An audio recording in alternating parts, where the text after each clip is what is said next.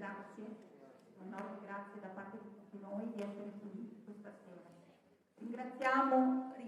Ringraziamo tutti coloro che ci hanno seguito dal primo evento, dall'Accademia e dal concerto di Carnevale, fino ad oggi, che è l'ultimo atto del Festival Giovani in Musica. Io inizierei subito con i doverosi ringraziamenti. Un ringraziamento alla giovane orchestra, bravissima, il Cimento Armonico, al direttore Gianmaria Fantato Bontini, alla nostra ospite solista, una pianista talentuosa, Danila Tommassetti, e naturalmente un grazie al nostro media partner Vive TV, un grazie all'associazione Avanti Tutta, al gruppo Note in Cima e naturalmente a tutta l'amministrazione comunale che ha reso possibile questo, in particolar modo all'Ufficio Cultura che è sempre presente e ci aiuta nell'organizzazione di questi bellissimi concerti. Un grazie in primis al nostro sindaco Fabio Chies, che insieme all'assessore alla cultura Cristina Sardi ha reso possibile tutto questo. A questo punto io inviterei Cristina a raggiungermi sul palco. Grazie Cristina.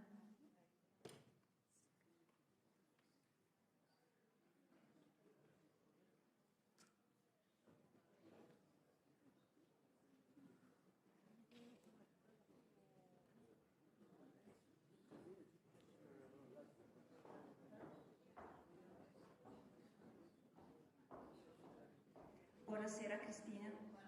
Buonasera a tutti. È lunga l'ascesa al palco, bisogna non scivolare. Noi non siamo scivolati con questa stagione perché devo dire che il pubblico ha sempre apprezzato la musica classica e in particolar modo la musica sinfonica, sinfonico-classica, e quindi questa è l'ultima performance dell'Orchestra Cimento Armonico con il suo direttore d'orchestra, ma sarà sicuramente una bellissima occasione come lo sono state tutte le altre, e quindi apprestiamoci a ascoltare questa 2 ore di musica e a fantasticare di prossimi eventi. Grazie a tutti.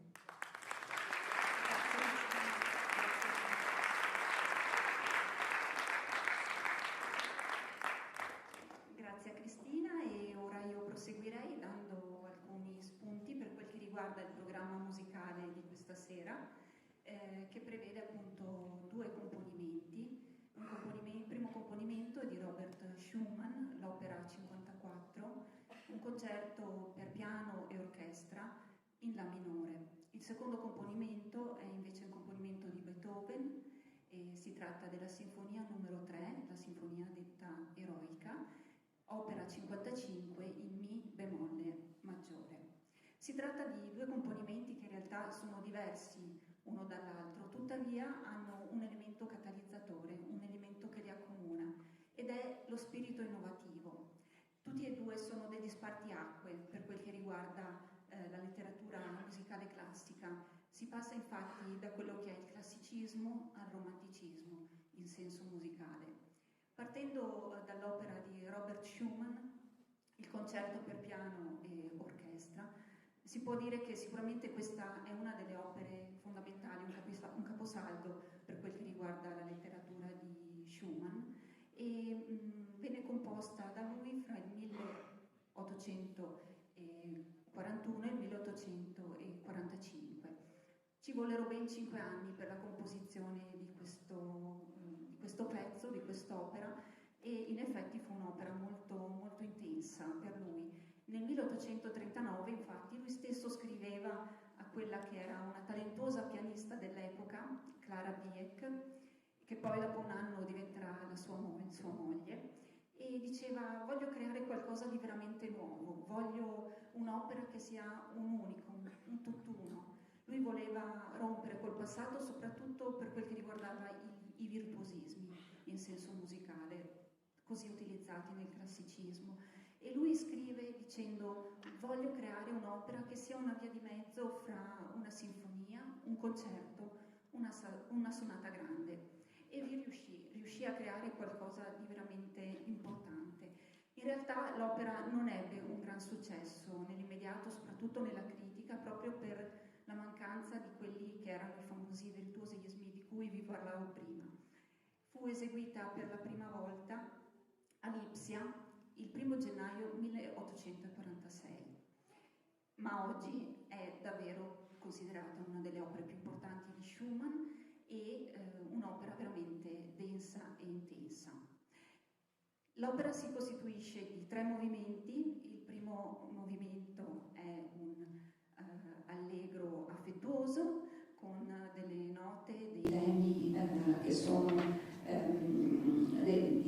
deliziosi, sognanti, delicati. Il secondo movimento è un movimento grazioso, intimo, un movimento che dà risalto soprattutto ad un monologo del pianoforte, per arrivare poi alla fine ad un altro allegro vivace che invece ha maggiori temi con caratteristiche ariose e trionfali. Si passa poi al secondo componimento, che è appunto un componimento di Beethoven, la famosissima sinfonia eroica.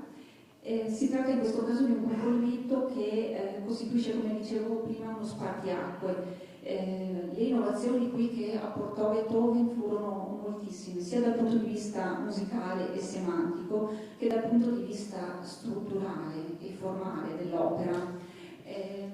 Lui infatti la compose tra il 1802 e il 1804. È un'opera che viene ricordata soprattutto ed è famosa perché è l'opera dedicata a Napoleone Bonaparte. Fra il 1802 e il 1804, in quell'arco di periodo, sicuramente Beethoven aveva questa intenzione, trasportato anche da quelli che erano i suoi ideali, principi rivoluzionari francesi. Tuttavia nel 1805 arrivò a Beethoven una notizia.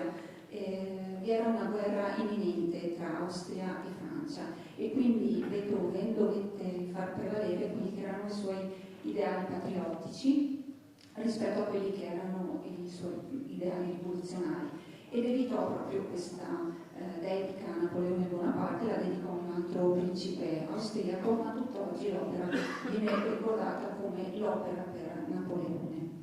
Come dicevo, ci sono vari elementi innovatori dal punto di vista strutturale. La sinfonia infatti rispetto al passato è molto lunga. Vi è una novità per quel che riguarda gli stessi movimenti. Infatti il terzo movimento, che di solito era destinato nella classicità al minuetto, viene in questo caso dedicato a quello che è una forma ideata dallo stesso Beethoven e che lui denomina come lo scherzo sinfonico. Quindi si parte da un primo movimento che è un allegro vivace, si passa poi a una marcia funebre che lui comunque utilizza anche in altre opere, si passa poi a un allegro vivace, poi un allegro molto sul finale. L'ultima cosa che volevo dire appunto a proposito di quest'opera è che, ed è la più importante, l'aspetto rivoluzionario sta nel fatto che egli si rivolge ad un pubblico più ampio. Fino a quel momento infatti le sinfonie venivano dedicate a un pubblico ristretto, chiuso, generalmente aristocratico ed acculturato e comunque avvezzo ad ascoltare quella tipologia di musica. Beethoven crea appunto una rivoluzione di termini perché si rivolge per la prima volta ad un pubblico più ampio e sconosciuto. E io mi aggancio proprio a questo aspetto comunicativo di Beethoven per parlare proprio della comunicazione e del pubblico. In particolar modo mi riferisco a quello che è uno dei padri della linguistica e della comunicazione, vale a dire Roman Jakobson, il quale individua 7 elementi per la comunicazione, tra i quali il codice e i canali, ma egli in particolar modo si riferisce a 3 elementi fondamentali, senza i quali la comunicazione non esiste: l'emittente, il messaggio e il destinatario. Questa sera l'emittente è la nostra orchestra, il direttore Gian Maria Fantato Fontini, il messaggio è la musica e il destinatario siete voi, è il pubblico. E senza il pubblico questi ragazzi bravissimi potranno fare della musica in maniera magistrale, ma la musica, che è sublime per definizione, sarà fine a se stessa e non esisterà una comunicazione per mancanza del pubblico. È per questo che io e noi tutti vi ringraziamo enormemente per averci seguito sin dall'inizio e aver reso possibile questo scambio di fiducia, e aver reso possibile la musica, la comunicazione e il Festival Note in Cima. I presupposti che muovevano il Festival Giovani in Musica erano essenzialmente quelli di dare un'opportunità a questi giovani talenti di esprimersi, di fare della loro passione anche un lavoro, ma l'altra necessità, l'altra priorità che ci ponevamo era quella di portare la musica sinfonica classica ad un pubblico più ampio, ai giovani.